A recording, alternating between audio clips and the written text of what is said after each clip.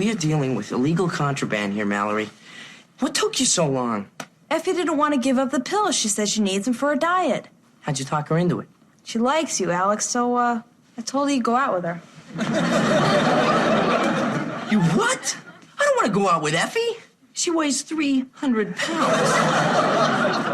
Well, it's a lucky thing for you she does, or she wouldn't have those pills.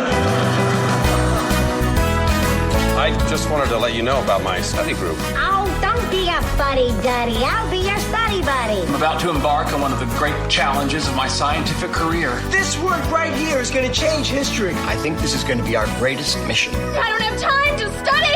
I'll never get into Stanford. I got big plans for you tonight. I got maps, I got charts. I'm going to see you through this because my credibility is on the line. It's at this point that you'll want to start taking notes. Welcome to the Sitcom Study, the podcast where we contemplate the TV shows we grew up with and search for the truth and wisdom within the tropes and cliches. And talk about a very special episode. Amy, what is the trope we are about to discuss? The most exciting trope ever, Jay. We're going all the way back to the 1970s. We're going to start with the best show ever. Welcome back, Kotter. It's going to be so exciting. I'm so excited. I'm so scared. Yep. An Oscar-worthy performance, just like several of the TV stars we're about to talk about.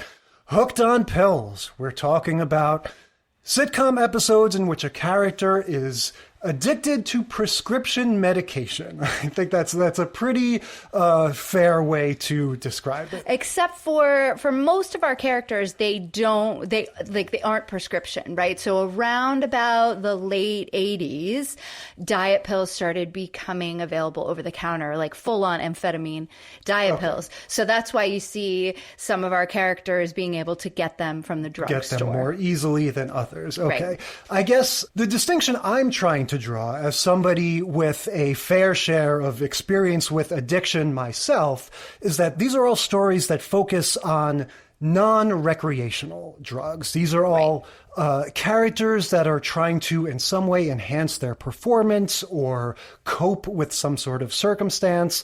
This is something that is different from your normal sort of drugs and alcohol, just say no kind of situation. Right. I think Welcome Back, Kotter is the only one where we're going to see like a proper drug dealer. And these are drugs like that are more like street drugs, but they're doing the same kind of thing that our other characters who are just trying to take speed or diet pills or caffeine pills, depending on the era. Right. So what's our lineup? What are the shows we're watching? We are starting with Welcome Back, Kotter, Season 3, Episode 22, What Goes Up, Family Ties, Season 2, Episode 6, Speed Trap, Saved by the Bell, Season 2, Episode 9, Jessie's Song, and finally, Family Matters, Season 7, Episode 14, Life in the Fast Lane. Yeah. So never mind the fact that we're going to be discussing Horshack, Screech, and Urkel in a single podcast, which has to be an unprecedented event in the world. This has just got to be, one of the critical Mount Rushmore sitcom tropes of all time. I mean, when we invented this podcast and said we're going to go through the sitcoms trope by trope, I think the getting bopped on the head and getting amnesia thing and the getting hooked on amphetamines and stuff, those are the two sort of platonic forms, the examples par excellence of what those sort of cheesy sitcom tropes were. And yeah, I'm almost nervous that we've reached the point where we're going to talk about this. I mean, I think these are all big shows, but let's be honest. If you're talking about an on-screen descent into the depths of addiction, right? You've got Requiem for a Dream, Leaving Las Vegas, maybe Fear and Loathing in Las Vegas, and then the I'm So Excited episode of Saved by the Bell. Just I think you're right. For a certain generation. Oscar-worthy performances all. Yeah, I think for a certain generation, this is just the most meme-ified, legendary, so bad it's good, so good it's bad. I don't know. That it is a episode of television that has lived in infamy, but we're starting with Welcome Back, Kotter. which has some wonderful moments as well. Like you said, we've got Horshack at his absolute best. And we get a few good zingers from our friend John Travolta there as well. Well, we're talking about Welcome Back Kotters, so zingers is the name of the game. That's right. This isn't the first time covering this show. We've talked about Welcome Back Kotter before. We love this show. This is a little before our time, but we grew up with the reruns and syndication and stuff. This is a sort of ancestor to a lot of the shows that we grew up with. We talked about how this is one of the first sort of rowdy sitcoms where it seemed like they gave everyone in the audience a shot at Jack Daniels before the show starts. Everyone is just hooting and hollering all the time. And then just the teenage archetypes, that you obviously see passed down to your Screeches and your Urkels and stuff. A lot of it started with this crazy classroom comedy, Welcome Back Kotter. Yep. So in this one, it starts and ends always in Welcome Back Kotter with Mr. Kotter telling jokes to his wife. And she's always about his uncles. Always about his uncle. That's right. And she just is shaking her head and not wanting to hear them because this is her everyday. But then when we get into the episode proper, we have Freddie, who is on the basketball team. He's the tallest one, I think, of the little crew of their guys there. He's tall. Every single cast member of the show has huge hair. Yeah, so that is one thing you also have to take into account.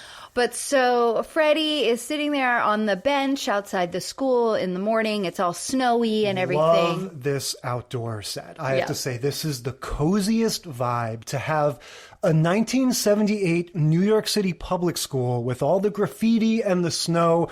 But it's fake graffiti and fake snow. And so the whole thing just looks like sort of clean and safe and just sort of, it's almost like you went on a Disneyland ride that was made to look like New York City or something. Like it's just not quite real. And that sort of makes it nice. Yeah. So Freddie's sitting out there on the bench before school starts and he's struggling to stay awake.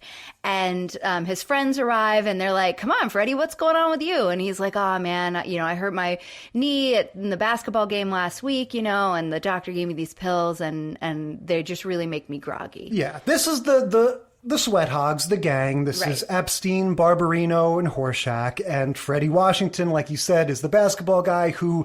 He's going to be our only one that's on pain pills, right? We've got 3 amphetamines and a pain pills. Well, so that's what happened next. The pain pills is his reason to go into the speed because he's having a hard time staying awake. He's having a hard time shaking off the grogginess from the pain pills. That's when he starts waiting for somebody in the bathroom, the dealer who meets him in the bathroom, to give him some speed, some uppers. Now, let's just say this whole dynamic I found pretty interesting.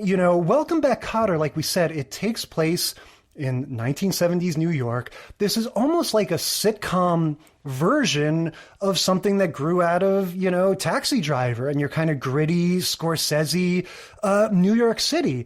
And so, for better or worse, it was just so interesting to me how the other 3 friends, Horshack, Barbarino, and Epstein, are so scandalized. Yeah, they're so anti-drug. I was not expecting that. Yeah, and now granted, the show, and again, I found this a little surprising because this isn't like Saved by the Bell where it's a show for little kids. Like, you kind of felt like this had an edge to it. The show completely sort of skirts the issue of recreational drugs, right? Because this whole time I'm wondering, like, don't these guys get drunk on the weekend? Don't they, like, smoke weed at recess? Yeah. Yeah, and, like, this is all presented as like, oh my God, Washington might be on drugs. And Epstein and Barbarino are gravely concerned, and Horshack is completely in denial. He's just like, not my Freddie Washington. This is not a person who would ever do that. He's my friend, and I believe him when he says these are vitamins. Right. And so they're worried about him because he was falling asleep in the front of the school. Then they followed him into the bathroom. They spy on him in the bathroom, Three Stooges style. Right. Like they make a vertical stack of their heads peeking around doorway. the corner. Yes. Yeah. And yet they're spying on him and they're like, oh my God, we're right. He's using drugs. Right. He keeps them in his shoe. He pulls something out of his shoe. And so that's when he tells Horshack that they're vitamins, not Speed. And so Let's clock that, because that's a subtrope that's going to repeat. Exactly. And so he, kind of chases the guys off and says, I don't need you. Don't worry about me. I'm just trying to, this is just to even things out until my knee's better, and it's fine. It's all fine. And then the next cut is we're in the class, and he is now clearly on the uppers in class because he's cutting up and he's being all weird, resting his head on Epstein's shoulder, kind of loopy in the way that Epstein describes later as, oh, you have a downer and then you take an upper and now you're just going sideways. Yeah, and this is a definite subtrope. This is a thing we're going to get in every single episode, is the manic, weird, off-the-wall behavior that kind of makes everybody look askance and go like, uh-oh, something's wrong. Right. So that's happening during the class. This is Mr. Kotter kind of noticed in the morning out in front of school that Freddie seemed tired. Now he's noticing him bouncing off the walls. So he's like, okay, something's up. So he tries to hold Freddie back and ask him. Freddie slips out. Right. And then he holds the 3 other sweat hogs back and is like, what's going on? And they don't want to tell him, but then they do tell him. The way it slips out is, they want to be cool at first and not narc on him. And Horshack says, yeah, Mr. Kotter, he's just got a lot of adrenaline. And then Barbarina goes, yeah, he keeps it in his shoe. And so that's how Kotter finds out, okay, now I'm getting to the truth. He's doing drugs. He's doing drugs. And I don't remember if it's in this scene or one of the scenes that we've already talked about, but Barbarino has one of the best lines in this show when he looks at Horshack, and because Horshack keeps whining, and he's being particularly childlike. He's always childlike, but in this episode, he's being even more so infantilized. Yes. And so at one point, Barbarino looks at him and he's like, you're so stupid. You don't do anything right. I bet you don't even know how to bleed right. Yeah. Yeah. And I just died. I bet you don't even know how to bleed right. Lots of burns on Horshack. I do have to say, though, for my money, he is the best dressed cast member by a mile. I was noticing his ensemble on day 1 of this show. He's wearing the sort of the cap, I don't know what you call that, but a nice sort of knitted hat. He's got this really, really long striped scarf. Yeah, that it looks like a Gryffindor scarf. Yeah, and then this almost like Fidel Castro type sort of olive colored work jacket type thing. And he looks cool as long as he doesn't open his mouth. I'm like, this guy would fit right in modern times. He looks less, sort of cringy than all of them do. So I was noticing his wardrobe. Shout out to the wardrobe department. I was noticing it in the scene where, so the next thing that happens basically is Mr. Kotter tries to confront Freddie in the bathroom. It doesn't go well. Freddie's like, get out of here. Well, we can't just gloss over that because that's another major subtrope. Okay, well, so what I was going to say about the wardrobe are the pants when Horshack has his big scene later on. He has the best jeans. I mean, everybody's always constantly in denim in this show. Yeah, and but he flared. Has great, always flared denim. But he has great, really stonewash, really light colored jeans that have brown patches on each of the back pockets. Yes. I was like, man, his butt looks great. I guess what I'm saying is I want to be Horshack at you least want to dress sartorially. Like a 70s nerd. Yeah, like arguably the most annoying TV character of all time, maybe. Okay. Anyway, so Kotter in the bathroom, Freddie in the bathroom, drug dealer comes in, sees the teacher and is like, catch you later, Freddie, and checks out. So basically, Kotter has screwed up his drug deal. But what I just want to point to is the subtrope that we have with all of these episodes, which is the confrontation and the Oscar moment where the person who is hooked on drugs says some version of, get out of my face, man, get out of my life. I can handle myself. You can't tell me what to do. I got it under control. Exactly. Yeah. And this one, I think, doesn't quite live in the annals of history as some of the other ones do, but it definitely is starting that pattern. Well, and I kind of dig, speaking of Freddie's acting in that way, I dig him from the beginning. Mm-hmm. From the beginning, he's got he just keeps rubbing his face and rubbing his nose. He definitely is picking up on these addict behaviors that are out there in the universe or whatever. He's like rubbing his mouth and everything. And so he does a good job with the tweaking kind of aspect of being in need. And then we also get, I think, his final sort of rock bottom incident. We don't get to see, we get it described to us, Les Nessman style, the same way we got the falling turkeys described to us last time. We have the principal, or maybe he's the dean or something, comes in and explains, he says to Kotter, what the hell is wrong with Washington? And everyone's like, what do you mean? What did he do? And he goes, well, Washington stuck his finger in a can of peas and yelled, ho, ho, ho, I'm the jolly black giant, right? He goes, and then I forget, what did he then do to the dean? He stood on a tray of peas. He put his feet, not his finger. There was peas on a tray. It says, I have in my notes, he stuck his finger in the peas. I thought he said he put his feet on the peas. But anyway, either way, and said, ho, ho, ho, I'm the jolly black giant, and then started calling out to the principal, like, come here, little sprout. Yeah, that's right. So we have this whole other off-screen incident that is like, at this point now, it's been elevated to the administration. So everyone knows Washington is in a pill hole. So Kotter says to the sweat hogs, you can't help Freddie anymore. It's been a whole week of his addiction. He says he needs help, he needs professional help. Right. He needs, because again, sitcom land, right? Well, that's the thing. It's been a week. What Kotter is suggesting, I think, is a real life solution. He's not, he doesn't get as far as actually explaining a scenario. So the friends all go, okay, Mr. Kotter, right. And then they leave, and then out in the hallway, they go, we're not going to listen to him. We're going to do our own extremely sitcom-y solution, which is to pretend to be drug addicts ourselves. Pretend to be drug addicts so that Freddie will go, aha, I look stupid. They pulled this move on Charles in Charge all the time, where they would go, Jamie's joined a cult. What we have to do is pretend to be brainwashed by cults ourselves, and then she'll see how dumb we all look. It's that same thinking, that weird reverse psychology is that's how you solve everything. That's how you solve, and it almost works.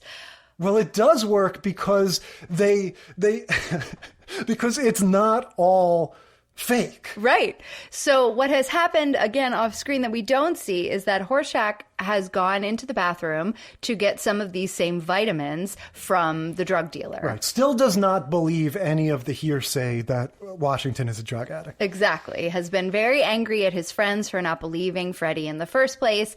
And so he goes and he gets the same vitamins and he comes out of the bathroom and he is flying high. But that happens to be at the same time that Epstein and Barbarino have decided that they're going to pretend to be high. So all three of them are doing their own little thing, and Barbarino, again, his beautiful little acting moment, he has decided he's going to bend over, hunch over and look down at his hands and do this little gimme gimme motion and just look at his hands when he's doing it and be like, gimme drugs, gimme drugs. That's his way to be a drug addict. So we get this him just, John Travolta just kind of walking across the bottom of our screen going, gimme drugs, gimme the blocking drugs. is very funny because they'll have other people talking to each other and then just have him drift through the frame. I also like that before he even got started, he says to Epstein, this pill popping stuff's bad for my boy next door image. Right. He's we got to get this charade over with fast. Because I have the boy next door image, to which Epstein is like, if you're the boy next door, I'm moving. Yeah, but it was true though. This was at the time Travolta would be on, the magazine covers and everything.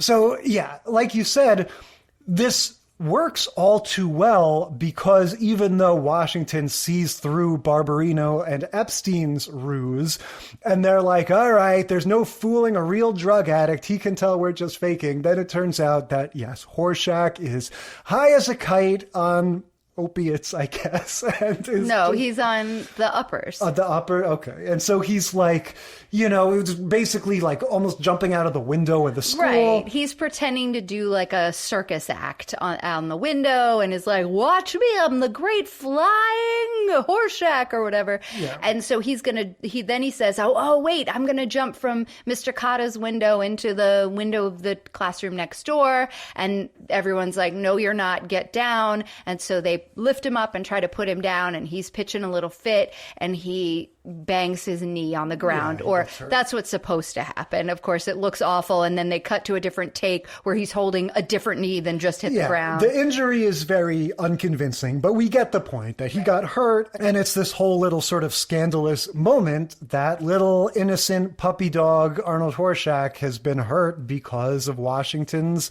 irresponsibility. That's right. And so Washington feels really bad, and Barbarino and Epstein just kind of yell at him. They're like, he did this because it's your fault. It's like that commercial we used to watch, right? I learned it from watching you, Dad. Yep. Except in this case, Dad is my basketball playing friend at school. That's right. My good friend, Freddie Washington. So that's kind of what it was, and Barbarino was sort of playing the mom, like, he learned it from you, Freddie. And then they pick up Horshack and they walk him to the nurse, and Freddie's kind of left behind to feel sorry for himself. And then Kotter comes in and they have a conversation, and this has got to be the most sober, serious conversation Gabe Kaplan ever had in his life. This guy that gets a standing ovation every time he walks into the room and just says any stupid joke to his wife. And so he's got to play it so, just so serious. And, I guess Washington says, I guess I let everybody down. You let yourself down, Freddie. And Freddie says, yeah, I guess I'm pretty dumb. Well, you're not dumb if you know you need help, Yeah. So it's the most serious you ever see Mr. Kotter. And then Freddie goes, here, will you flush these for me? And he's like, better if you flush them yourself. Yeah, and that's the end of the episode. Obviously, thunderous applause, standing ovation, let's get the Emmys on the phone. This was going for all of the serious stuff.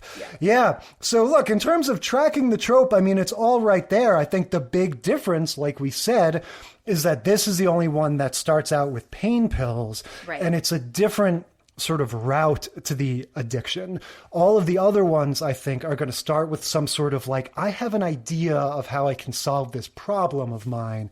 Whereas this one, if anything, I think it bears more resemblance to all the horrible shit that's going on in the real world now, right, with the saturation of pain medication and stuff. I think it is a little bit more about what really happens, because in this case, Freddie is addicted to both. Mm-hmm. He's, dealing, he got addicted to the pain meds, but realizes he's not functioning well on them. So he's taking the uppers so that he can keep taking the pain meds because they make him feel good, which is craziness.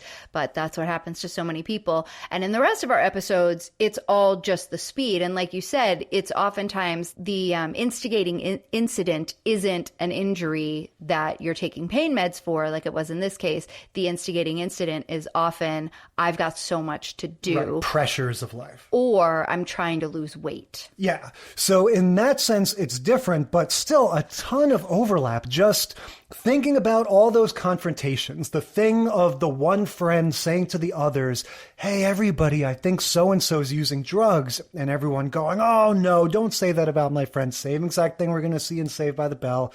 And then again, the one-on-one confrontation that ends with the storming out of the room, and then the wacky manic behavior, and then the crash, and then the sort of, lesson tragic learning. Yeah, the misstep, mm-hmm. the rock bottom, as it were, Horshack banging his knee. But yeah. That's what sent me to rehab, guys. Horshack banged his knee. Yeah, pretty much. But yeah, it's all right there. So much for Welcome Back, Kotter. Let's move on to Family Ties. Season 2, Episode 6, Speed Trap. Yep, so this is our first time covering Family Ties on the podcast, but we are no stranger to this show. This is, I would argue, maybe the best family sitcom of the 20th century. I am obsessed with this show. You'd be hard-pressed to get me to agree to a different family sitcom that was as good or at least had as strong of a first 2 seasons as this series.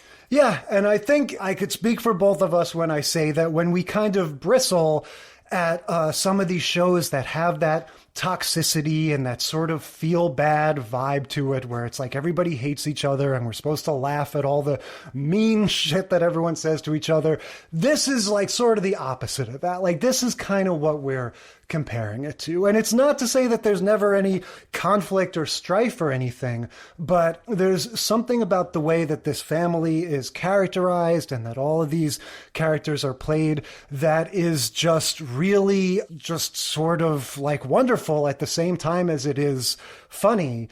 There's a lot to say. Opening thoughts on Family Ties in general. I mean, Family Ties is fabulous. Michael J. Fox is hilarious. You can watch, I mean, we have talked about Spin City on the podcast, so you can see just like the origins. This is before, we're still, what is this, season 2? So this is still before Back to the Future. Yes. He's a little star. Like, you can just see it. It's so apparent. And especially in the scenes where he's playing opposite of Justine Bateman or the little sister, even Tina Yothers, he is light years ahead of them in terms of acting ability. Well, what I've discovered since we started watching this just for fun, because of course I would have said at any point in time, Michael J. Fox is this amazingly charismatic actor. But what I see now his superpower is, specifically with this character, is that because he's playing a character that is sort of fundamentally like a little mean or heartless. Let's back up for a second. The whole concept of the show is it's like the reverse of All in the Family, where instead of having the conservative older generation and the younger children, now you have what happens when the hippies grow up and their kids, or at least one of their kids, is a Reagan-type conservative.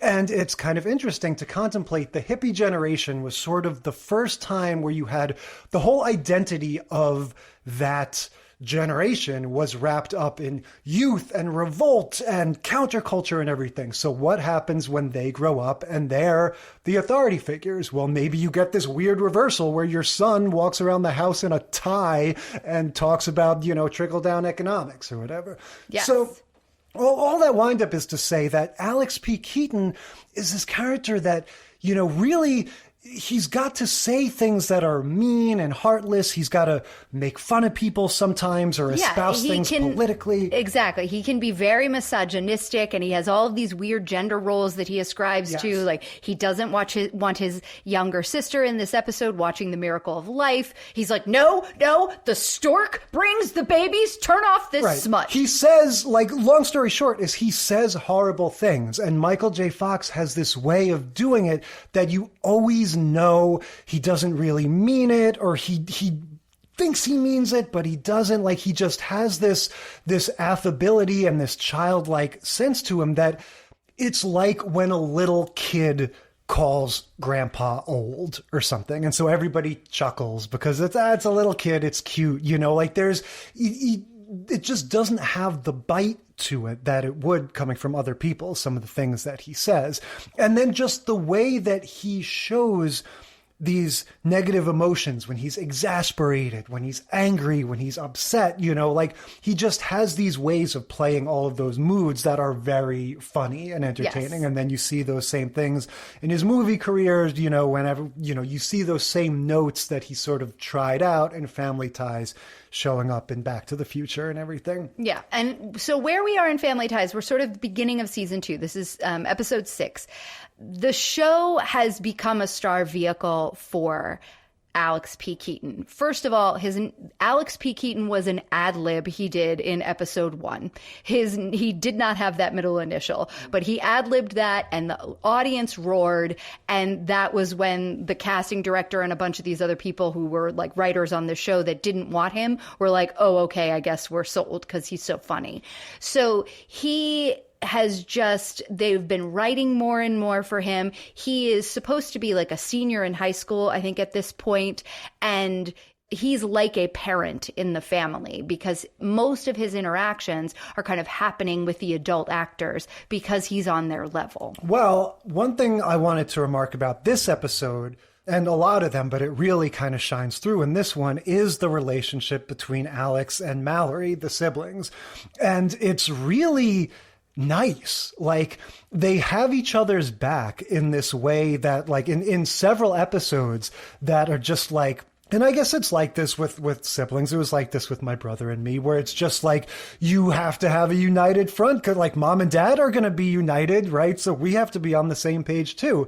And so, yeah, as we get into the specifics of this Speed Trap episode, I was impressed with both of them, with the way that they kind of like, they never really, like, they question each other, but at the end of the day, like, they will always do what the other asks them to do. Right. They're super supportive in this episode in a way that, like, shows them as having a sibling relationship where they have each other's backs. But in other episodes, we absolutely see them, you know, like, getting digs in on each other in a loving way. You know what I mean? It's like, oh, you're so controlling, Alex. You know, oh, you're so dumb, Mallory, kind of stuff. That was one of my favorite lines at the beginning of this one. You know, we start with Alex. He's late for dinner. He's saying, this week, every second is precious. I've got my midterms, right? He's drowning in schoolwork. He needs to talk to Mallory. He says he needs her help. And so Mallory says, oh, right. do you want me to write one of your term papers for you? And he goes, this is no time for jokes, Mallory. This is not time for one of your jokes, Mallory. That's exactly the kind of line that, like, that's not that funny. But the way that Michael J. Fox says it, it is that funny. Right. And the audience does laugh. So this is where we see that he is going to ask, or he asks Mallory for her friend Effie's information, or he wants Effie's diet pills. He's like, hey, does your friend Effie still take those diet pills? Now, there's a whole Rosencrantz and Guildenstern, there's a whole other story happening with Effie, this character we never see, who's apparently 300 pounds, that Michael J. Fox has to prostitute himself to, right? He has to agree to go on a date with Effie to get her diet pills. Right. So he can use... And because he's taken her diet pills, she's going to be hungry on the date. Right. So, yeah. So we never get to meet Effie, but it's funny that she's just this sort of punching bag. Like, she's just this plot point that is invented for this request. And we also get another, like, invented plot that never happened or that we didn't see, which was Mallory tried one of her friend's diet pills a while back and didn't, and because Alex was like, well, didn't you take one? And she was like, yeah, but I didn't like it. It made me feel all weird. So I decided not to do that, you know, and you have to be careful. Yeah. So that was like, I was like, she had a run-in with diet pills? Well, we never heard about that. I think that makes sense, though, because what they're trying to say in this episode, and I think this is a running theme with Alex P. Keaton, is that just because you're a very bright kid doesn't mean you're smart in every way. And this is another subtrope of this topic, is the idea of like, oh yeah, I know people get addicted to that drug, but that won't happen to me. I'm too smart for that, right? Those people are dumb. And that's something that I can say from real life experience that, yeah, that's what you think. And part of it is because of movies and TV where you see some wino or some drug addict passed out on a park bench and you go, oh, I'll never do that. And you don't understand the way that these things mess with your mind, so that it's not about like what you do or don't want to do. You can't function unless you take the pill. You can't stay awake. You can't experience pleasure, whatever it is. But as a 16-year-old, you know, young Republican, he doesn't understand any of that. All he knows is, I need something that'll give me more energy. Right. And coffee isn't going to cut it. I need more than that. And that's what we hear Jessie Spanno saying too, just trying to get through this tough time with this stimulant. And so Alex convinces Mallory. She gets them for him. She doesn't want to give them to him. He's very straightforward. Again, I was impressed by this whole approach. This is the opposite of Freddie Washington, right? This is not being sketchy. This is not hiding it in your shoe. This is just going to your sister and saying, look, these things, they speed up your metabolism so you can get a little more done. I need it, so please acquire it. And I might not even take them, but I want to have them just in case so I can push through. And that's how he convinces her to give him the pills. And then she leaves and comes back with them later on or whatever. And then he does take them. And then we get just sort of a series of amazing Michael J. Fox is already full of energy. So to see him playing frenetic energy to the highest degree is lovely. Yeah, we're going to get a tour de force there. But before we even get there, I just want to point out another one of his amazing sort of superpowers. He has to do a Shakespeare-style one-man soliloquy type thing where he puts the pill bottle down on his desk. Oh, yes. And has to pace around his room. I don't even need you. Do I need you? I don't need you. You don't mean anything to me. Talking to himself, weighing the pros and cons, just behaving in a way that no human being has ever behaved ever. Just doing all of his thinking out loud in this way that's very, again, theatrical and sort of heightened. And you believe it. You don't believe that would really happen exactly, but Michael J. Fox just has this way of playing all of that it's just so entertaining and fun that you're not sitting there thinking why is he saying this out loud? Right. It's not as hokey as it seems like it would be. If we had our characters from Saved by the Bell attempting to do the same thing, it would be very hokey, but it's not. Yeah. The other specific thing I want to call out, whenever Alex is in his room, I love the way he really makes a meal of rolling around on his chair. It's so good that they put it in the opening credits. Yeah, I mean, it's just your classic cinematic thing. If you've got something that's just going to make somebody move around faster and just move through space more quickly and stuff, then it just of course that just adds this extra interest to it. And so, yeah, he always uses that to sort of add a little more zing to his step. He'll kind of glide across the room to grab something. Right. He's studying at his desk and he will read a question and give an answer. And then he'll slide his chair across the room and check his other book where the answers are and be tap the book, put his hands up in the air and be I'm a genius. Right. And so, of course, during this soliloquy, the way that he makes his final decision is by consulting his bedside photo of Richard Milhouse Nixon. And yeah, he says, he asks the photo, what would you do? Right. Well, he said you wouldn't do anything illegal. Oh, yeah. Right. Because you wouldn't do anything dishonest. Just to get what get where you needed to get or win or something like that. You would never do that. And then he kind of pauses and looks at who he's talking to and flips the photo down and is but I'm not like that. And then goes and gets a pill. In the 80s, you still had fresh Nixon jokes ready to go. So much Nixon humor. So yeah, like you said, after that, we get several scenes of Alex acting like a maniac, right? Oh, he comes downstairs and the family is playing Monopoly. Well, they call up to him and they say, Alex, do you want to play a game? And he says, no. And they were are you sure we're playing Monopoly? And then you would just hear him running down the stairs. The Keaton household has a landing with a two-sided, a corner-sided balcony. Yeah. He jumps off of the midway landing and down Spider-Man or an Avenger lands on the ground. That's another Michael J. Fox thing. Now that I'm thinking about it, think of Back to the Future. There's 5 different times where he hops over the hood of a car and lands like an Avenger. Yeah, or jumps over a counter or hops onto a seat or something. Yeah, he just... You're welcome, Marvel. You stole it from Michael J. Fox. Yeah, this Monopoly scene is amazing. It's Jennifer, gets on a spot that she doesn't like or something happens, so they say she can have a do-over. And then Alex he is stands apoplectic. up, He's he quotes page 4 of the Monopoly rulebook. And he goes, this is a sin against capitalism, right? And storms out of the room.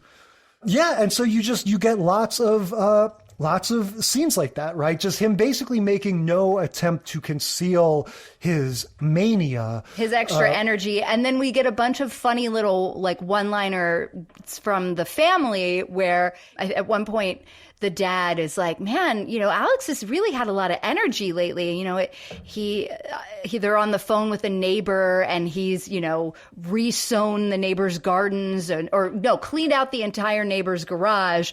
We're sorry he had to break a window window to get in there to do it because he noticed it on his walk home. He's cut out a skylight in the roof of the kitchen, and they're like making some mention of that's, making a skylight watertight is really difficult, but he did that one night. He has his moral stand against the fertilization video that the mom and the sister are watching. He says, I will not allow this smut in my house.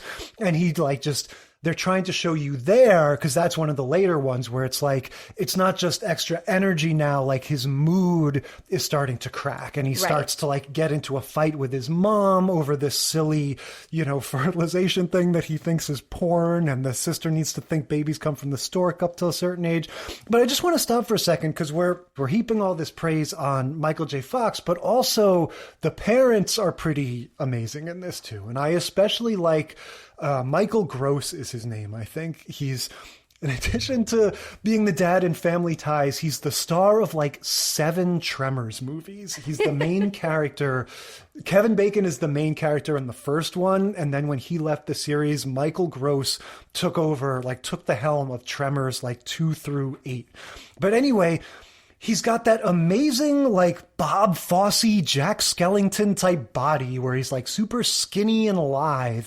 And the way that he reacts to things, that's sort of he's the perfect complement to, we're saying how Michael J. Fox can be sort of evil, but we kind of love him for it at the same time.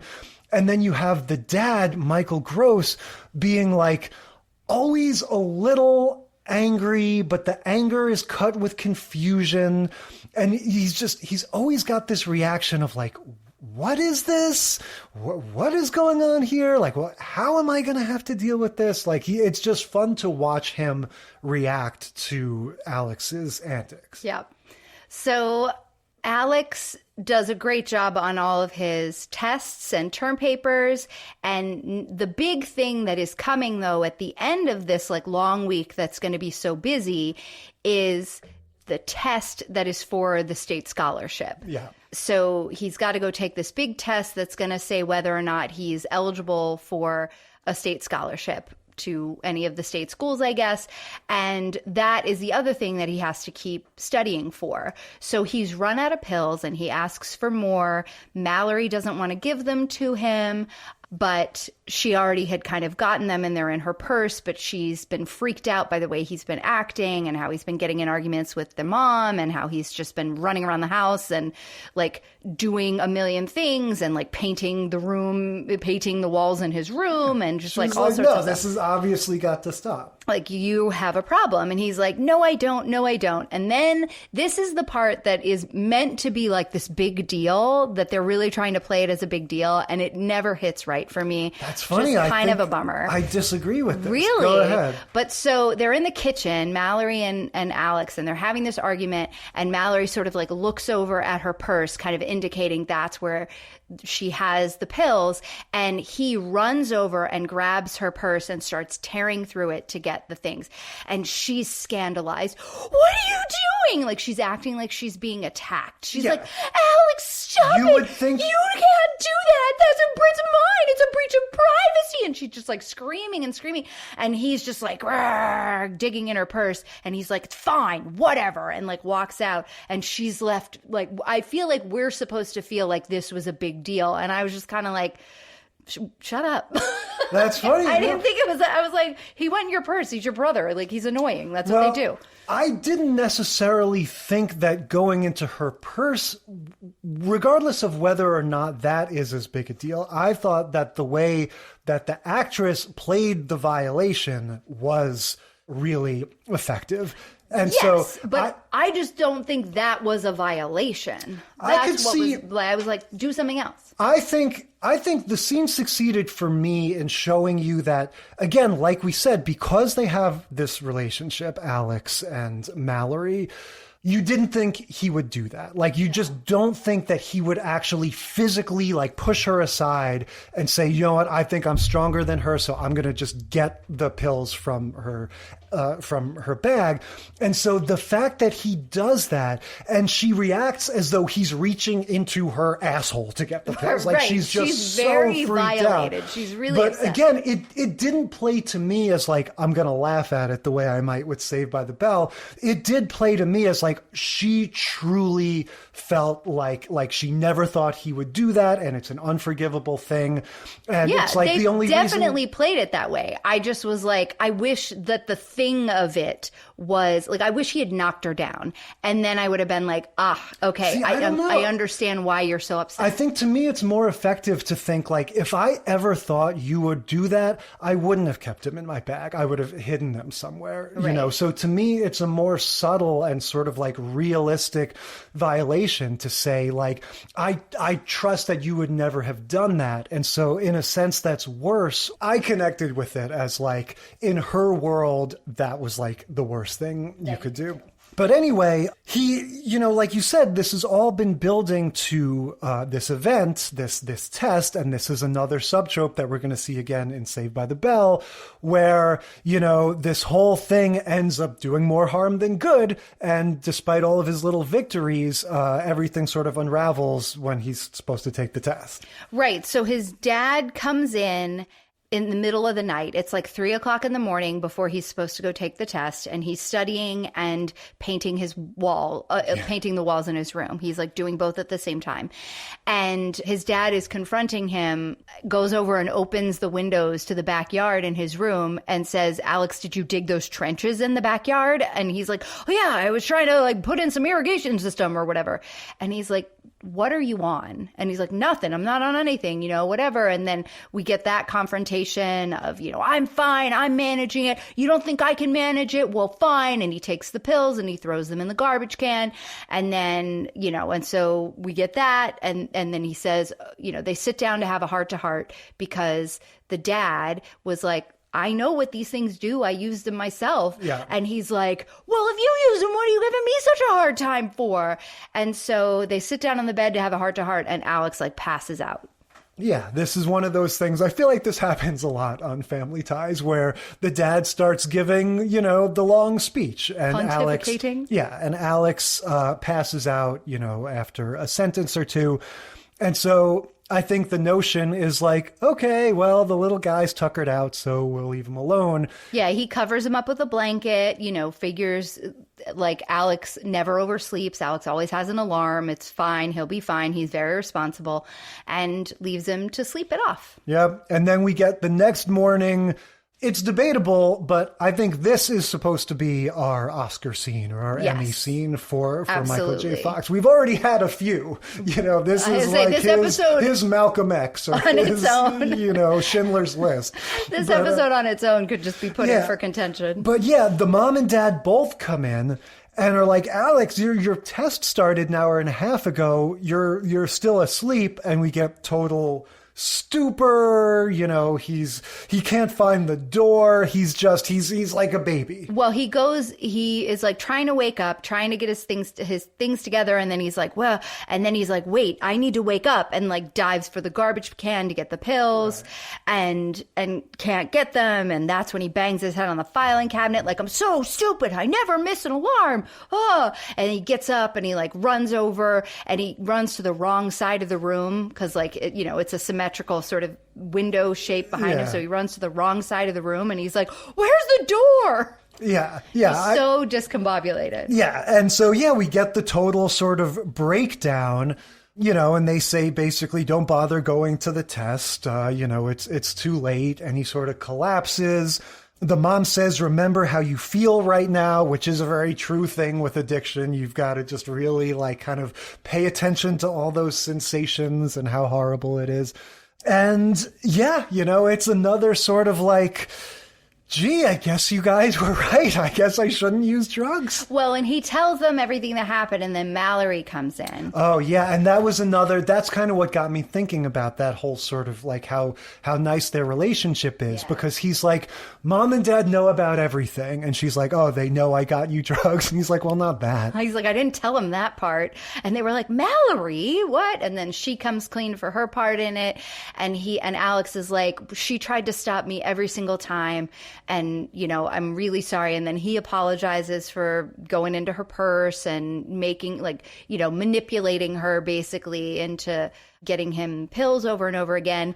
And then, like, of course, the last, like, kicker joke, because we have to end on a joke, is that he still has that date tonight with Effie. Oh, Effie. Yeah, of course. Someday we'll get Effie's song.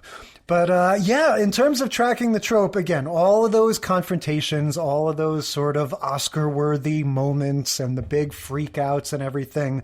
And yeah, again, I personally relate to this angle of, like, intellectualizing addiction and sort of going, like, especially as a younger person, saying I'm too smart to have issues with drugs and I can get all of the benefits and none of the consequences if I just kind of play my cards right and just continue to be smart. Right, because I'm using this, I know I'm using it as a drug, so I'm doing it explicitly in this way and this way and this way, so that anytime I'm ready to just turn that part off because I know I don't need it normally because I'm amazing, I can. And then that's what drugs do. They don't ever let you feel like you're back to normal without them. Yeah. And then I guess the only other thing maybe to say in terms of this cliche evolving, you know, if you had at the time of Welcome Back, Kotter, it would still, I feel like, be kind of a new thing. I mean, I'm sure there have always been, as long as there have been sitcoms, there have been do-gooder episodes and stuff.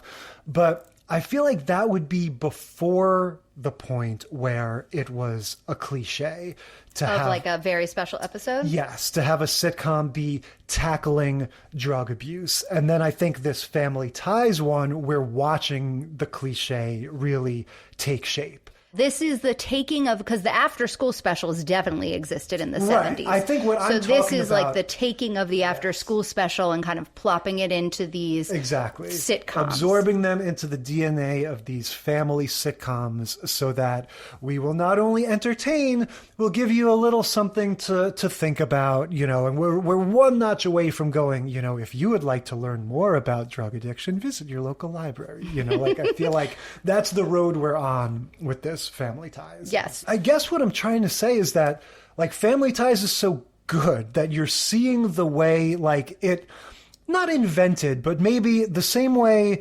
John Carpenter's Halloween kind of took the Hitchcock stuff from yesteryear and, like, packaged it into this much more digestible, popular thing.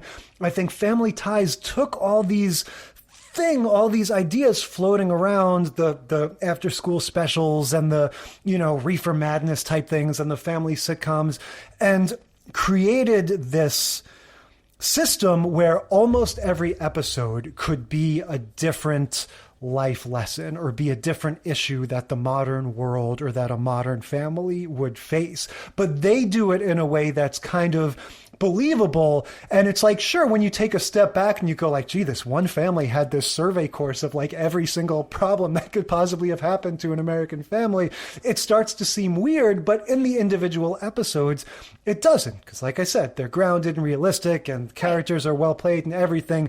And that's how you get, you know, the stuff of the rest of the 80s and 90s where it's just a bunch of cheesy lessons and morals and speeches. Yeah, I mean, I think not right away, though. Like, even that Webster episode that we covered, where the burnout episode where Webster set the fire, and that was a very, like, teaching moment for kids who were watching that. You know, like I said, definitely had the conversation with my parents about not playing with matches after watching that episode. That's 84. This is 83. Yeah. So, you know, this is kind of all happening. I think a lot of the good sitcoms at the time are doing exactly what you're talking about. They're kind of taking those ideas, starting to put them in, and say something in the context of their show about how you might handle this as a family.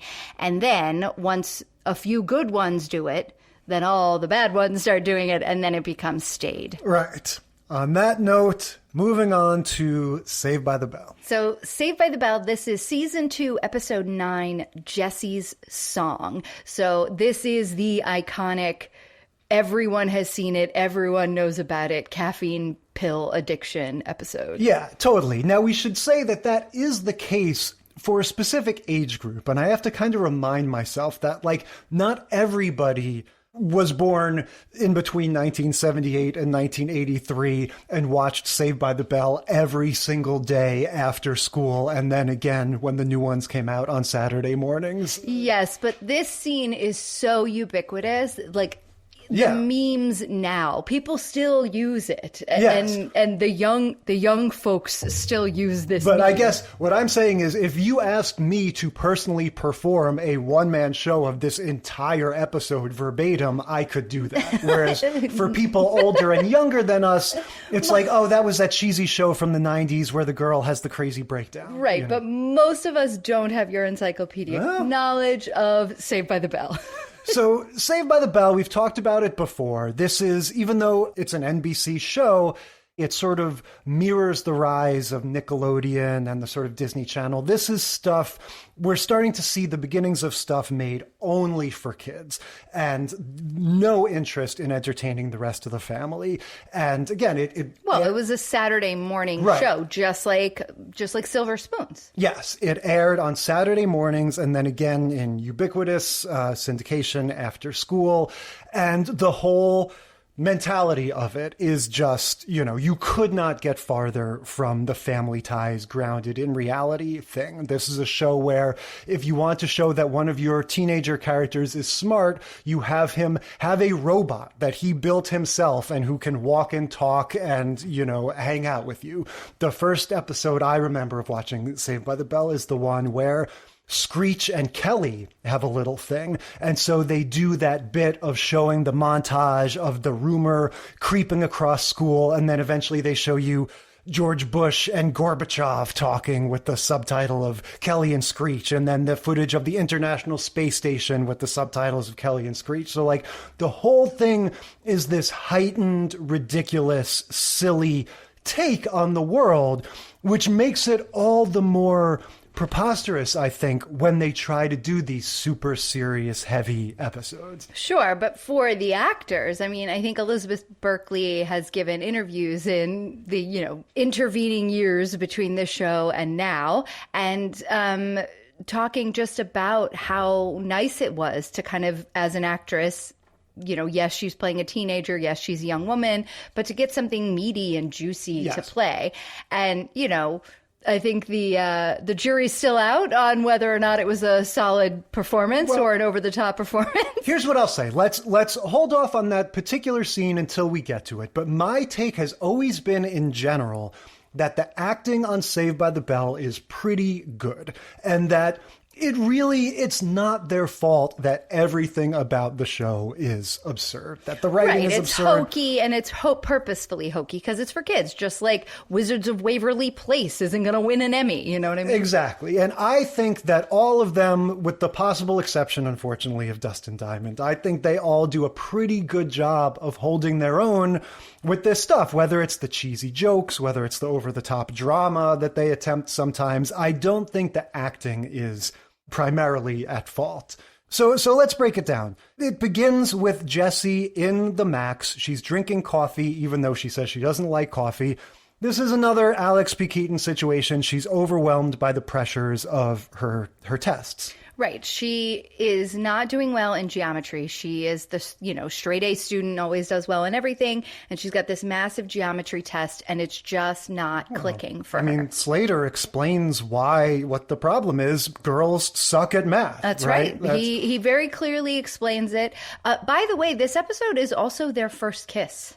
Really? Yeah. I was paying a lot of attention to the Slater and Jessie dynamic here. They have, there's all different eras of Saved by the Bell. Sometimes Zach and Slater are sort of vying for Kelly's attention, but for a big chunk in the middle of the show, Slater and Jessie are this romantic pairing. For a while, they're just sort of flirting in this opposites attract way, and then eventually they're boyfriend and girlfriend, but they're still always fighting.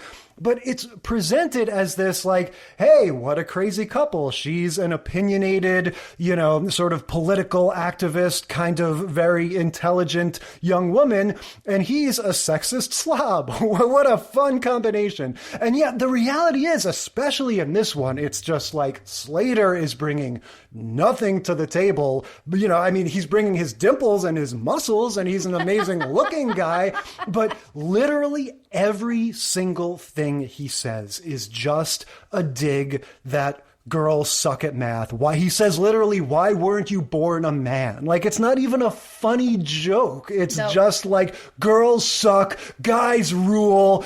I don't know.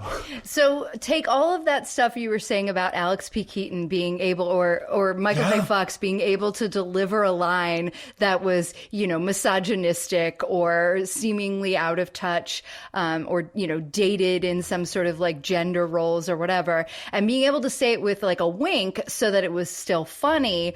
That does not exist in the world of Saved by the Bell. We just have Slater being like, hey, mama, too bad you can't be like a guy and good at math. And Jessie just like rolls her eyes at him and gives it right back. Like, well, you know, you're a muscle bound idiot or something like that. But because it's become this banter of theirs, even though Slater isn't playing it in the same way that Alex P. Keaton is playing it, where it is adorable. It's Jessie that's playing it in such a way that allows him to kind of get away with it because she's not taking him seriously. She's rolling her eyes and telling him he's an idiot, and yet they're still flirting. Yeah, no, the show sees this as totally good people on both sides. Like, this is like Slater's thing is he's a little bit sexist. Jessie's thing is, like I said, she's kind of an activist. And if anything, she's often portrayed in the light of she's annoying and she takes things too seriously. Well, that's what always happens to smart women. What are you saying, Jay? You don't notice this in the world? Yeah. No, I was aware of it at 12 years old watching Jessie on Saved by the Bell. Oh, so, man. Yeah, she's trying to keep her head above water, studying for exams and everything. The gang is filtering in, and they cheer her up in the usual way of having your girlfriends come hover over you and all singing in perfect harmony to this like semi-diegetic music track. And that's their thing, right? Never before this episode or since, but in this episode, that's what they do to blow off steam. That's right. Hey, you're feeling down. Come on, let's show her what we've been working on, Lisa. And then they start singing, tonight's the night we're gonna make it happen. And they're all like harmonizing and stuff. And the guys are like, what? Oh. Yeah. This is the first of 3 songs we get in this episode. We should mention, of course, in addition to all the drug stuff, Saved by the Bell has all kinds of different musical expeditions. Sometimes they're a band called Zack Attack. Sometimes they're a doo-wop group called the Five Aces. In this particular case, the 3 of them... The 3 girls. Right. They're not a band yet because Zack has not invented them, Phil Spector style. So yeah, this is establishing that Jessie is being pulled from all sides because in addition to having to prepare for all of these midterms or tests, she also has this like amateur singing thing, which so far hasn't been a big deal, but it's going to become a big deal when they record a demo tape against their will because of Screech in one of his most famous disguises. Exactly. Yes, Sinead O'Connor. So Zack at the Max, when they do their little like impromptu harmonizing thing, says, my dad knows a record executive and he's been looking for a girl group just like you guys. Maybe I could get you guys an audition. And Jessie says no. And the girls are like, oh, come on, Jessie. It's no big deal. Like, let's do it. And so I guess Zack sends off their information, but they don't have like a tape that they're sending off. And he sends off their pictures and the record exec is interested because they're hot. Yeah. Now, to be clear, I'm not sure if this is before or after the time when Zack sends their pictures to a modeling agency and also against their will, like starts them in careers as models. This is something that Zack likes to do, to just sort of submit He likes to hook his friends up with all sorts of entertainment gigs. Submit them to various agencies and organizations. As a side plot to whatever else is happening. But this is a jam-packed episode. Yes. So then the record exec says, I'm interested, give me a demo, right? Yeah, exactly. Yeah, they need to make a demo. And so I feel like this is almost as infamous as Jessie's breakdown. Right. You know, their solution to everything in Saved by the Bell is disguises. And right? we have to record the girls in the locker room. Yes, these people are not capable of recognizing their best friend standing 2 feet away from them if they're wearing a funny wig or glasses or something. And so, like I said, this is one of Screech's many disguises, but I think one of his most beloved. He goes into the girls' locker room with this, you know, he's dressed as an old lady, and when they ask him what his name is, he says Sinead O'Connor. And it's just a funny joke, I guess, that he couldn't think of anything else. This was when she was super famous. He's doing an Irish accent as well. And then he says to the girls, like, oh, you know what I like to do, lassies? When I'm sad, I like to sing. Yeah. So he gets them to, again, all sing in perfect harmony. He says, why don't you go ahead and sing into my broomstick and pretend like it's a tape recorder? Into the mop handle, perfectly normal request. Just sing into it like it's a microphone. Right, which I guess it is. I guess he has a microphone hidden in his the joke. Mop handle.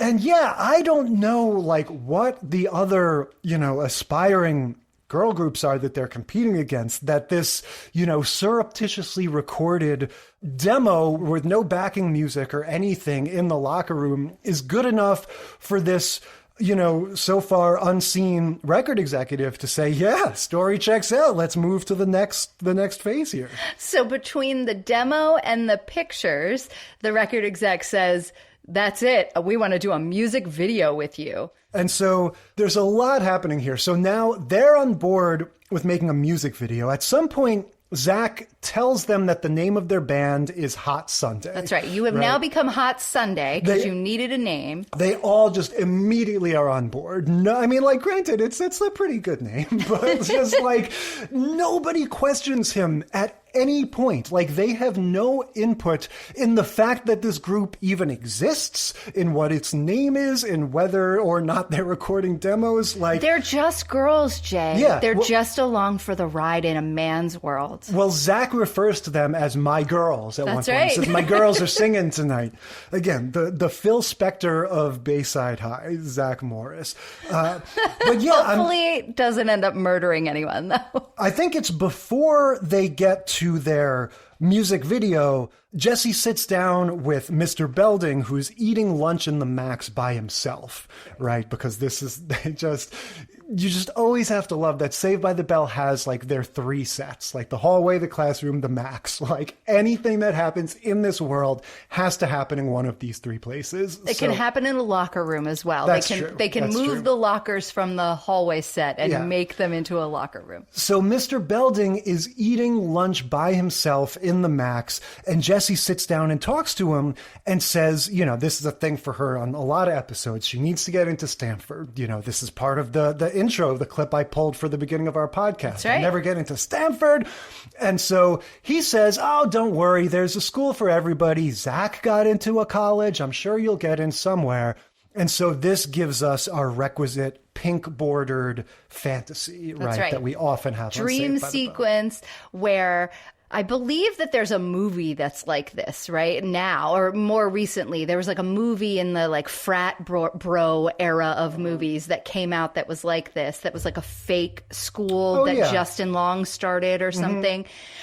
So this is called Surf U. Yeah. And Zach is like the coolest guy at school, of course, and everybody gets accepted to Surf U. And that's where Jessie shows up in her, it looks like the outfit that, what's her name, Rory had to wear to her private school in Gilmore Girls. So Jessie shows up in that, ready for her first day of college, ready to study, and everybody's at the pool. Yeah, it's just, you know, exactly what you would think. She's having this fantasy where she's dreading that she couldn't get into anything but this, you know, crazy college. I feel like this was a play on those movies in the 80s. They would always have like Ski University or Surf University, and it would just be like a ribald sex comedy with a bunch of young people. It's a party school. Exactly. And she's bummed that it's not an academic institution, and that's what she wanted to get into. And so the only school, because she couldn't pass geometry, that would accept her was Surf U. Yeah. I just find it funny, you know, one of the other times we were talking about Saved by the Bell, it was the pink bordered fantasy about about Screech's mom having dropped dead of the shock that he lost her, he broke her statue or whatever. But in both cases, they always have to make sure that Mr. Belding comes in at the end. That's right. Dennis Haskins, he doesn't get a lot to do sometimes in these episodes, so they're like,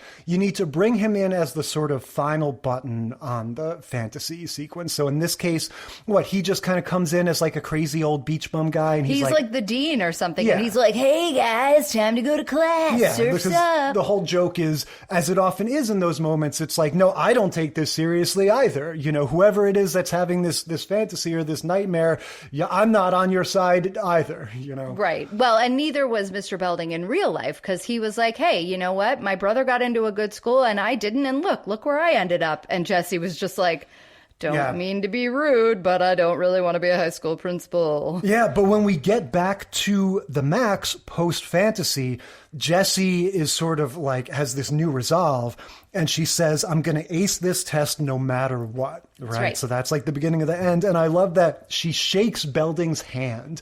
It was just such a funny little bit of business to me that she decided to shake his hand before she left the scene. So before they get to their video, we do have the nighttime study session where Slater comes over to help her. And this is where they have their first kiss.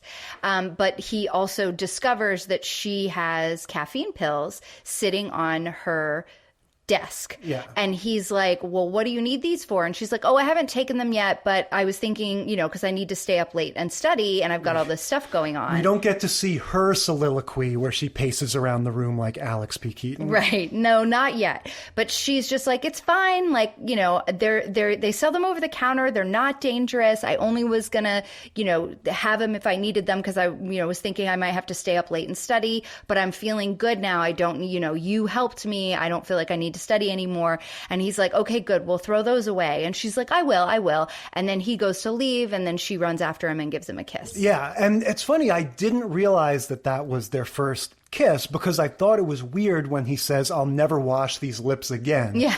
And I just thought, like, all right, guy, calm down. Like, it's not that big a deal. Isn't she your girlfriend? Yeah. No, not yet at this point. And that was why it was a big deal. And the big, the audience woos at Saved by the Bell anytime there's a kiss. Yeah. So you can't, you wouldn't know if it was like the first one or not unless you did like I did, which was look it up. But that also, we also get the establishment in this scene of Zach jumping through the window. That's his way of coming over to say hey to Jessie. Vinny Del Pino style. Yeah, he comes through the window just like Sam on Clarissa Explains It All. Yes. And tells her while Slater's there that the video is going to happen, that they want him to make a music video. So she's feeling more confident about geometry, but now she's going to have to take time off because she's got to do this music video. So she's not going to have as much time to study as she thought. So she sends Slater on his way, gives him the kiss goodbye, and then immediately decides that she's going to take the pills because if she can't study tomorrow, because of the music video, she's got to stay up all night tonight. There's not enough hours in the day. I relate. It's funny how I think coming through the window is like the universal sign of a platonic friend. Yes. It's like if we're boy and girl, but we're just friends, then you don't need as much privacy. You can hop in through the window. If you're a romantic suitor, you come in through the door and keep everything. That's right. Parents have to know that you're here if you're a romantic suitor. If you're just the boy next door that you grew up with, you can come through the window. Right. That's how a lot of teen pregnancies happen.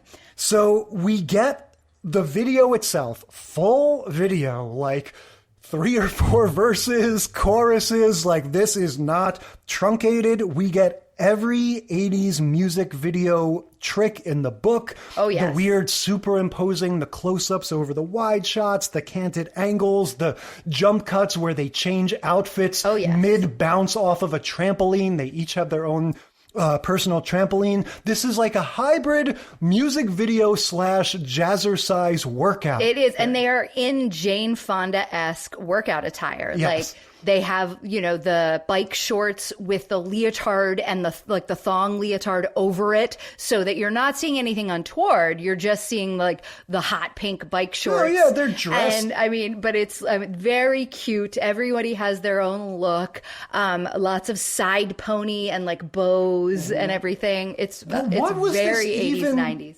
based on? Like, I'm looking back on it now, like, because you had like... Let's get physical. Okay, that's what I was going to ask. Olivia Newton-John, I know she was known for like the workout stuff and the music stuff. And you're saying the video for Let's Get Physical was like that? The video for Let's Get Physical is a workout video. Okay, yeah, so it's that's very what this much is like, biting off. but that's not the only reference. You know what I mean? Like, there definitely were other ones that did Right. that. But this is straight up. I mean, then the song's called Break a Sweat or Yeah, oh, whatever. definitely. It And all so fits together. That's what the theme is for the thing. But as I was watching it this time, I was going like, oh yeah, like all those music videos that were also workout videos. And then I'm like, wait a minute. What were there? Was that a thing? Like, I don't remember Madonna having workouts in her music videos. Maybe not so much, but the flash dance, She's a Maniac, that is almost like a workout video. Sure. I mean, it's a dance video, Yeah. but it's similarly. And again, these are all like 80s cheesy things. We're in the early 90s now, but still Yeah, no, but it's on that. appropriate for this because with the workout and all the energy, and like you're saying, it's a way to sort of keep them dressed modestly, but still sort of show off their hot bods. Like it's, I don't know. And so, yeah, we get this crazy video. By all means, you know, if you're not familiar with this, you just got to watch the, you know, look Watch up and enjoy. Hot Sunday or whatever on YouTube. And this is a original composition. Yeah, right? I don't know put this your song mind to from it, a- go yeah. for it thing.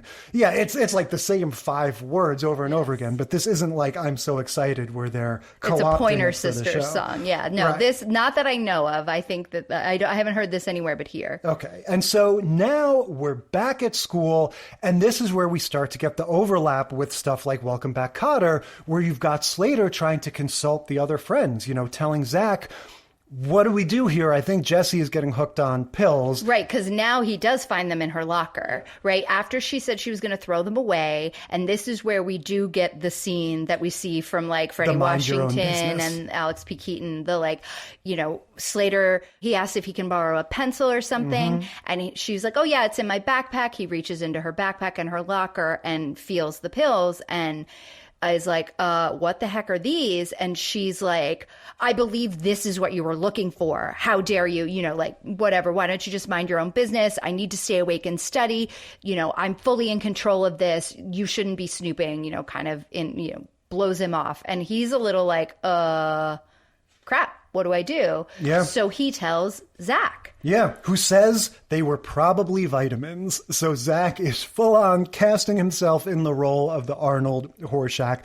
We also get that there's a lot that goes on in like 2 minutes here, because even in between those two things in my notes, I have the manic midpoint. We have the part, again, just like every that's other right. episode, where Jesse is going, it's going to be great. It's going to be awesome. Come on, guys. Yeah, yeah, yeah. And everyone else is like, okay, good, I guess. Yeah, because they go to do a rehearsal because they're going to have a live performance at the Max that night. And then also, I think the geometry test is like last period or something. Yeah, she takes her test, Yeah. unlike Alex. Yeah, so she takes her test. She finishes it like right away, you know, right before she goes in for the test. She's like, yeah, everybody, I feel so ready for this. I'm so ready to go. The square, the hypotenuse, and blah, blah, blah. And like, you know, just lists off the Pythagorean theorem correctly, not like the scarecrow does it incorrectly and was Roz. And she's like, I'm ready. I'm so ready. Woo. And then they have rehearsal right after school at the Max, and it goes well. And she does that thing of like, yeah, it's going to be great. We're going to be amazing, aren't we? Woo. And everyone's like, yeah, Jess, we're ready. And everybody goes home to shower and change. And Zach says, okay, I'll pick you up on my way. We can just ride together. Cause like, you know, apparently they live next door to each other. And she was like, okay, see you then. And then the next scene we get is she's asleep on her bed, not having showered, like in the same clothes from the rehearsal. And Zach jumps through the window. Yeah. Into iconic television moment. Yeah, no, I mean, this is very similar to the Alex scene, but again, she didn't miss her test. She's about to miss the performance. She's all groggy. And then, of course, you know, she says something, oh, I have to get ready, I have to change or whatever. And Zach says, well, there's no time for that. And that's where she starts going, there's no time. There's never any time. There's no time to study. There's no time to learn the music. And she just starts breaking down. And again, I would say, as much as we clown on it, like, she's doing what she's supposed to do, and so is Zach. She does a good job. I know. People make fun of it, and like I said, jury's out, but I was impressed. You don't expect these kids, I mean, they're in their 20s, but you don't expect people on shows like this to have the best acting chops. She did a good job. It was effective. I'm so scared. Yeah, she starts, of course, that's the most famous part. She starts saying, I'm so excited, and then it turns into, I'm so scared. She, sort of collapses into a heap in Zach's arms. And then I always thought Zach's comforting tack could have used another polish. He says, remember that time when we were little kids and we were riding our bicycles home from seeing E.T. in the movies and it was really dark? We were scared then. And that's it. Like, there's no, like, you couldn't go back and maybe come up with, like, hey, remember a time where I was in over my head and I didn't think I would get through it, but then you helped me. Like, he couldn't come up with something a little more substantial to connect this. All he does is just think of another time when we were scared. But I think the point is that they were together. Yeah. And that it was okay. Like, he said, it's okay, I'm here. Remember that time. And so he's saying, like, it's okay. Like, we'll get through anything if we're together. Yeah, I think I could have used just one more sentence, because having seen this a million times, I know all he gets to is, we were scared then, and that's all. That's his words of wisdom. She misses, the thing that she misses isn't the test. She misses the performance for the record executives. So we cut to that. We cut to the performance at the Max. Again, if there is ever a show, an event, or anything, everything takes place at the Max.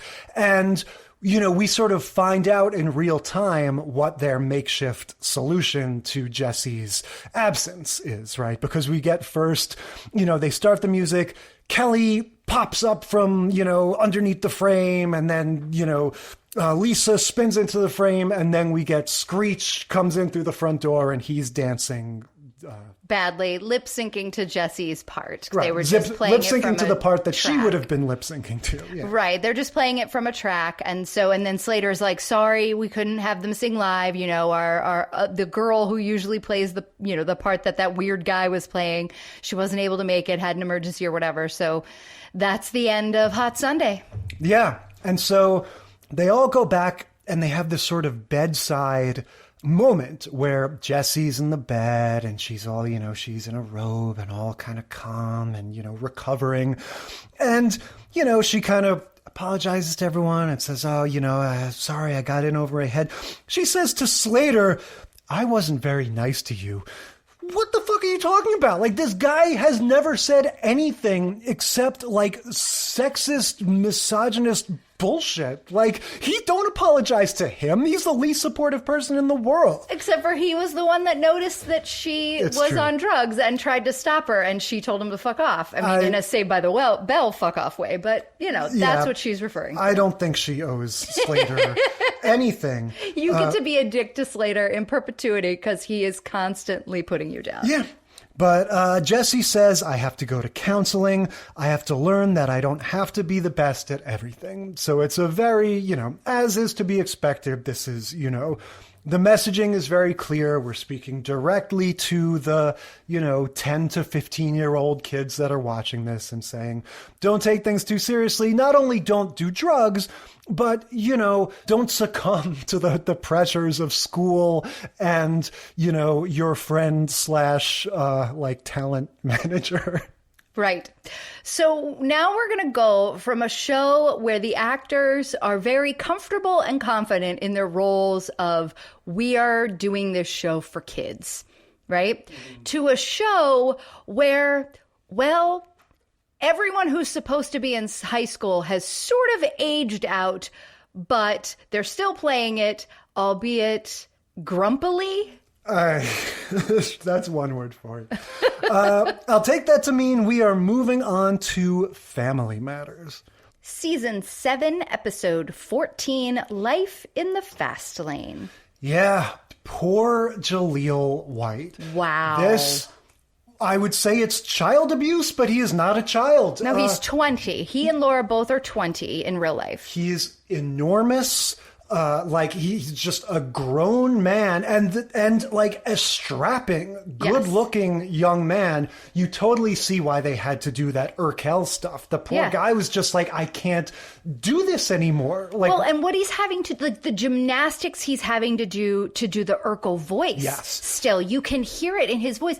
Like, he started it when he was a little middle schooler talking like this, and it was fine. And now he is like, he's having to talk up in this weird false voice and still be nasally, and he is struggling. It's insufferable. Yeah, there's this weird irony where as he gets older, his voice gets higher because he has to do this crazy thing. It used to just be, he was a little kid and he leaned into it and made it a little more whiny and nasally. But now it is like nails on the chalkboard. I was like, wow, no wonder he was so annoyed playing this role. Because, I mean, at this point in the show, I had kind of dropped off watching it. You know, we were in that time that we always talk about where we were kind of in high school and we were busy and we weren't really home on Friday nights watching family television as much anymore. And I was just like, this was not an Urkel I remember, nor is it a Laura that I remember. She has like the short, very cool, like TLC haircut. The Halle Berry early 2000s or late 90s sort of look. Oh, I think of it as T-Boz from TLC. Sure. She had that same kind of haircut. And and I was just like, oh my gosh. And she's supposed to be this like high school cheerleader. And she and her 3 girlfriends are practicing cheers in their living room. And they look like college. I mean, they look like grown-ass women in cheerleading outfits. Yeah, everyone is too old. But beyond that, this episode, I feel like, is a little bit of an outlier from the rest of them, right? We're going to have what is sort of a somewhat serious or trying to be serious story about Laura dealing with pressures to do with her body image. And my feeling was trying to process that. It's like trying to have a conversation with your adult friend while their kid is next to you, like screaming and yelling and going like, hey, look at me. You know, like the show trying to do this serious story about Laura and her contemplating diet pills because of the criticism she's getting on the cheerleading team, and the way they have to sort of weave that in, or the way they have to combine that with this Urkel story so that it somehow ends up with Urkel acting crazy while still Laura learns a lesson about doing drugs and body image and stuff. Like, it's just so awkward and weird. It is a little, it is a little shoehorned. And the thing that I found the most confusing, okay, so the way this all starts off is the vitamins of it all. Yeah. Right? So Laura has vitamin C, actual vitamin C in her bag. And Urkel has intruded on the cheerleading practice because he couldn't find, I guess at this point in the show, he's living with them. I was wondering that because later he's having dinner with them. And so I just assumed, okay, the writers of this show just went, screw it, where everyone loves Urkel. He just lives with them now. Let's not even. I feel like there was some construct at some point where his family was moving away and it was almost the end of high school. So he was going to stay or something like that. But he does live with them now, which is why he's always coming down from upstairs and he's there for all meals and not just like coming in through the front door. Hey, Carl, you know, he just lives there. So he comes downstairs because he couldn't find the vitamin C upstairs, and Laura's like, oh, I had it in my backpack, just grab it. So, and he's like, oh, thanks, I got to chase these germies away. And he takes a bunch of vitamin C, and then in the next scene we see him, he's all hyped up. He's acting really weird and hyper at the dinner. They're having dinner and he's eating and he's like, well, hang on. And he's got mashed potatoes all over his face and he's acting so weird. And I was like, wait a minute, are we already in diet pill realm? But no, we weren't. He just gets a pep from vitamin C, which he explains later on when he goes down after the diet pills have replaced the vitamin C in Laura's backpack. He's like, can't wait to get my pep from my vitamin C and get rid of these germies. And he takes a bunch of the diet pills. And then the over-the-topness is even more over the top. But it was so confusing to me, knowing going in that I was going to be watching a show about some type of pill reaction and seeing it happen first. I'm getting confused before now. The pills came into play. I was like, what? What's happening? Yes, I don't remember all of these twists and turns. But yeah, it stands to reason that Urkel on vitamins would be just as weird as a normal person on hard drugs. But yeah, the crux of this is going to be that at the living room cheerleader practice that you mentioned, the 4-person cheerleader practice, the cheer captain she has issues with all of them. She's like Big Red in Bring It On. She's a bossy, critical cheerleader, and she has issues with Maxine, the friend. Maxine's skirt is too short, and the other one has some problem, and Laura is too fat. She says, you can't be the top of the pyramid anymore. You've gained weight. Right. Which, by the way, all of these girls are like 5'9". None of them would be the top of the pyramid. It's all the girl who flies is always like barely 5 feet tall. Yeah. I don't really have much of a sense of scale on Family Matters. I feel like everyone kind of looks normal sized to me. They're all tall because when Steve walks in the room, who again is a very tall guy, he is only a few inches taller than them.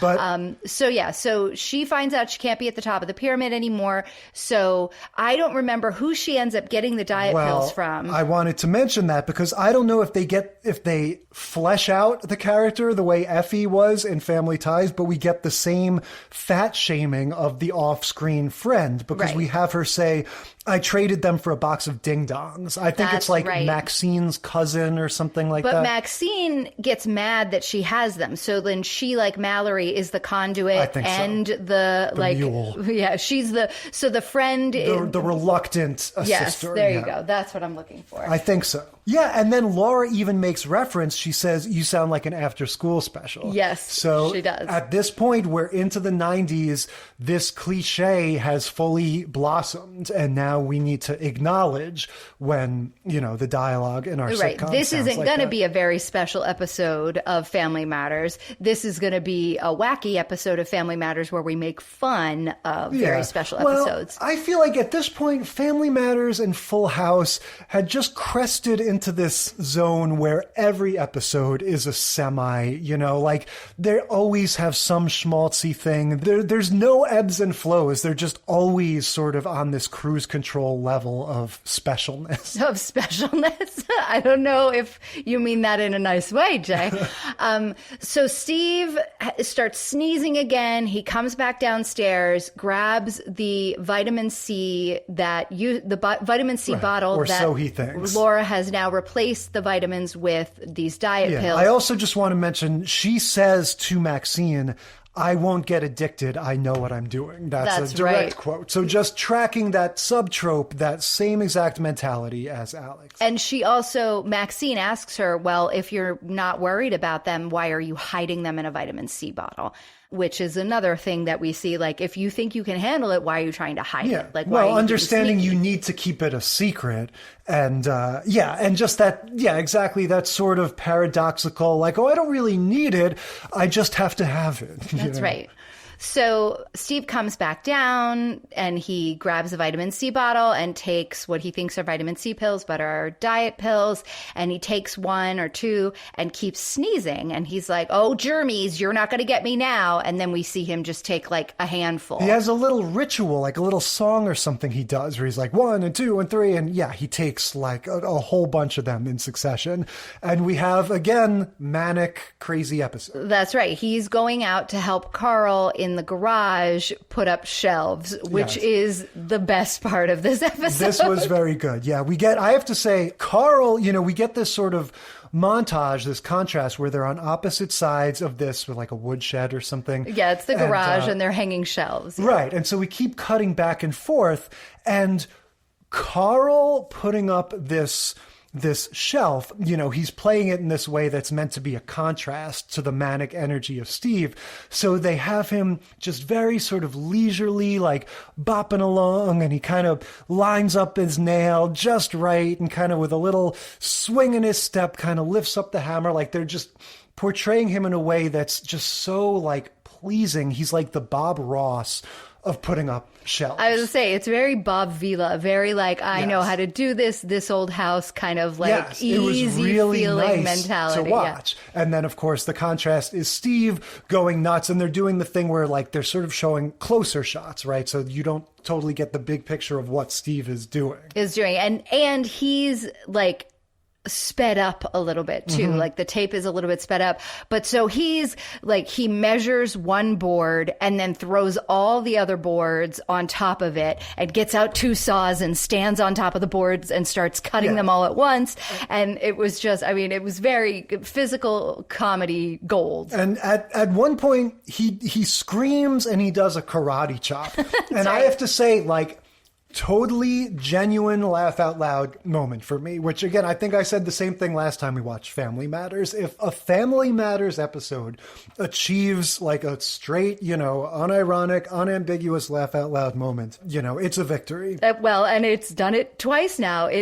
Steve Urkel, even though he is way too old and his pants are too high and I can see too much moose knuckle and all of that being true, he is still hilarious. Yeah. Well, and Carl is very funny. Reginald Vell Johnson plays it, when they're both finished with their handiwork. And so this is the Reginald part that made Vell me Johnson, laugh out loud. Yeah, he's standing back looking at the one shelf that he's put up over this period of time. And then he turns around and screams when he sees, the 37 like askew, some upside down shelves that Steve has put on. Like it looks like a horror show funhouse thing. It looks like, those marble runs that you can build on a wall. Like that's what it looks like. It looks like some sort of right, or like a wacky bank that your coins can trail can go down. Exactly. It's some sort of Rube Goldberg marble run device on the wall. Right. So everything kind of comes to a head. Harriet, the wife, comes in, Laura and the friends all come in, and it's sort of revealed, kind of like the Horshack situation, like we know what happened here. Steve Urkel accidentally took my diet pills thinking that they were vitamins. Steve goes, "You mean I'm on drugs? I've gotta dance." And he breaks into this crazy dancing thing again, like that's right. He's like scooting around like pelvis first all the way around while they're having this serious conversation about how Laura shouldn't need diet pills. Well, that's the thing, is that they're then, after all this happens, Laura and the mom are going to sit down and have a serious, sober conversation about the pressure that Laura felt to lose weight and, all the body issues that young women face. Like, how the hell are we supposed to process this? Again, it's just that the crazy schizophrenia of the tone of this show is hilarious. Yep. It was a lot.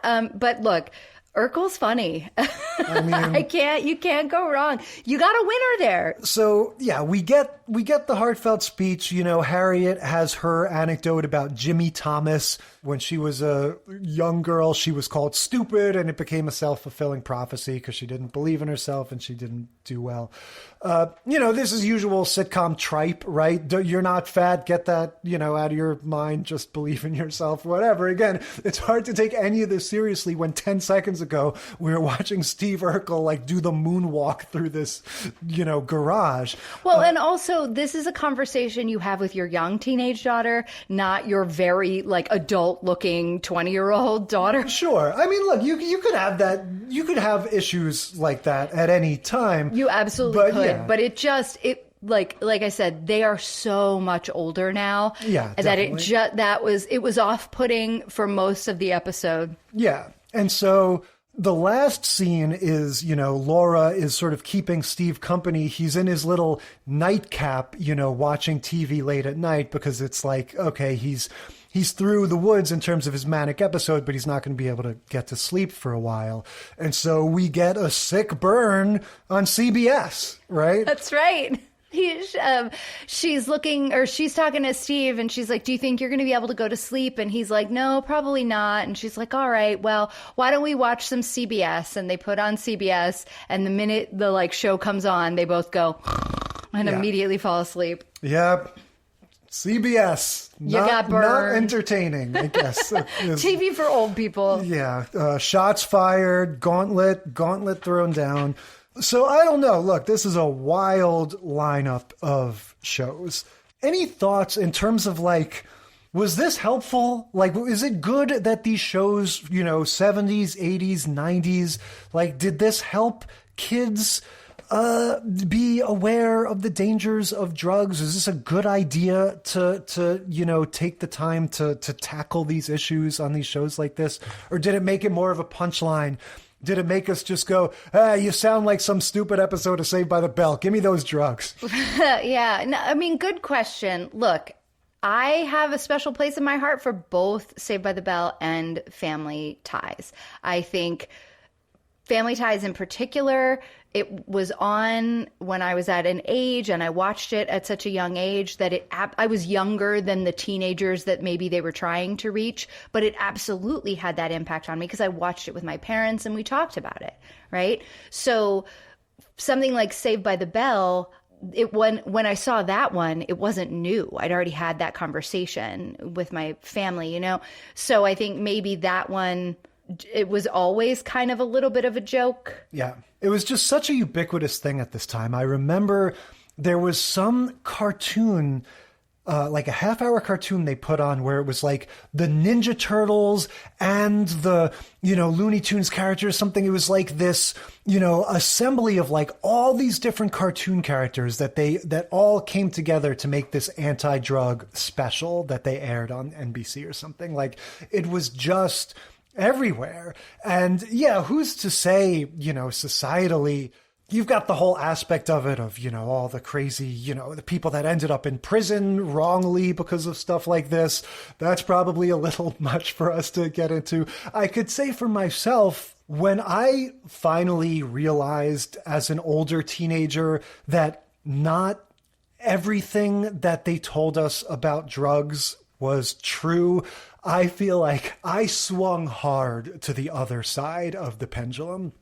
And I think that maybe it would have been a little more helpful for me if some of the stuff that I was exposed to when I was younger was a little more even-handed, instead of being so cartoonish about like drugs are going to turn you into a raving maniac over the course of a couple days. Jump off of a building if you get on drugs. Right. Yeah. And so once I realized that wasn't true, I think I did have a hard time sort of coming to terms with what the truth was about that stuff. About that.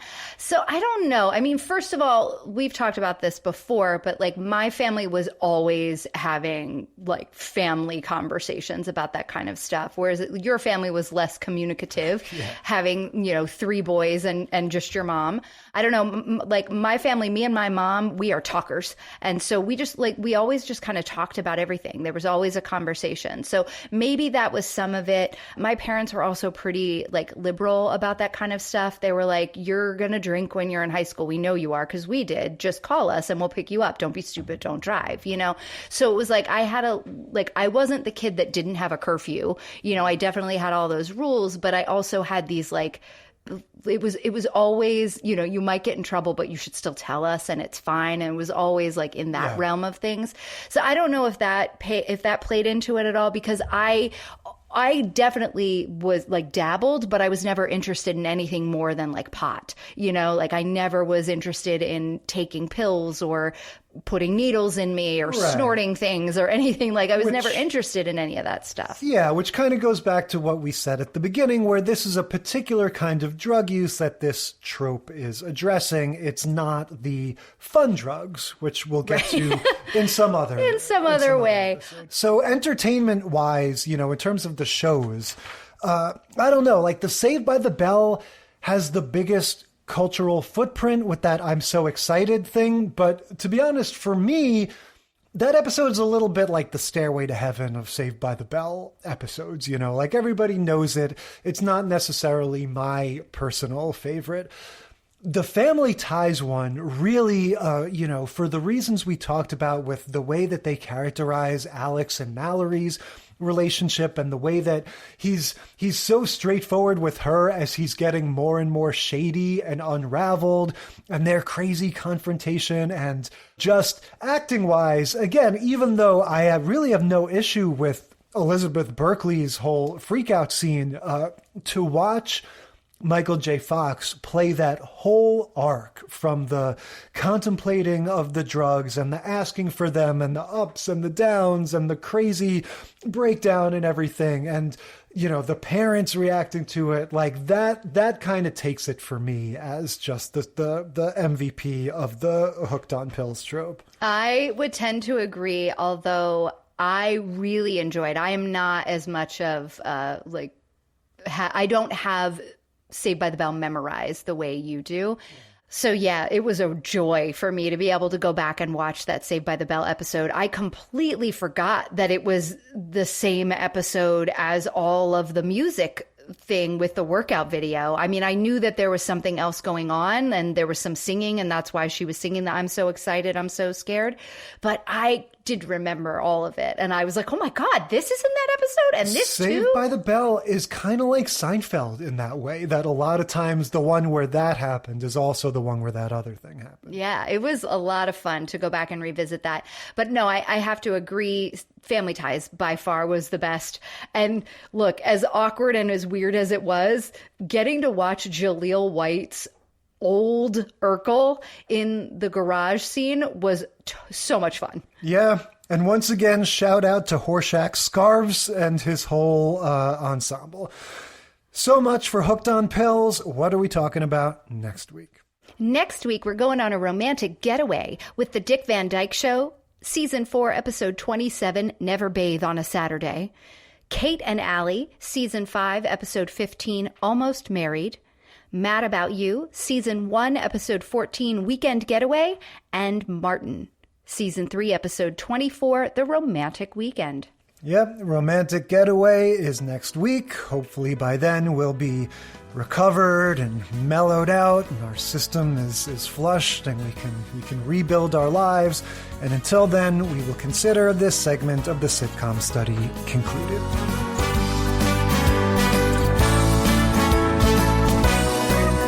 Thank you for listening to the Sitcom Study. Tell us what you think or share your own TV tropes and topic ideas by sending a self-addressed stamped email to sitcomstudypodcast@gmail.com or find us on Facebook or Instagram. And if you like the show, consider leaving a rating or review on your podcast app. It helps us boost those precious Nielsen ratings. The Sitcom Study is recorded in front of a live studio dog.